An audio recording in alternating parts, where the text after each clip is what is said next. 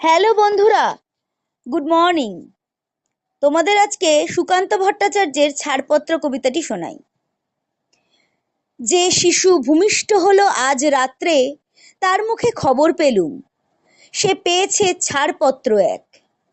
নতুন বিশ্বের দ্বারে তাই ব্যক্ত করে অধিকার, জন্মমাত্র সুতীব্র চিৎকারে।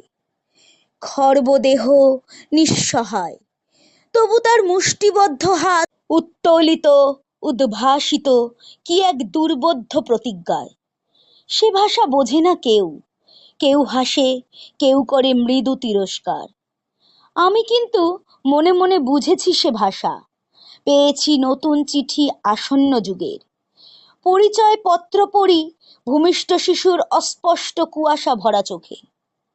এসেছে নতুন শিশু, তাকে ছেড়ে দিতে হবে স্থান। জীর্ণ পৃথিবীতে ব্যর্থ মৃত ধ্বংসস্তূপ পিঠে চলে যেতে হবে আমাদের। চলে যাব, তবু যতক্ষণ দেহে আছে প্রাণ, প্রাণপণে পৃথিবীর সরাবো জঞ্জাল।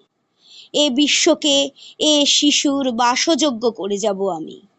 নবজাতকের কাছে এ আমার দৃঢ় অঙ্গীকার। অবশেষে সব কাজ সেরে আমার দেহের রক্তে নতুন শিশুকে করে যাব আশীর্বাদ। তারপর হব ইতিহাস। নমস্কার। আমার কবিতাটি যদি বন্ধুরা আপনাদের ভালো লাগে তাহলে শেয়ার করবেন এবং কমেন্টস করবেন।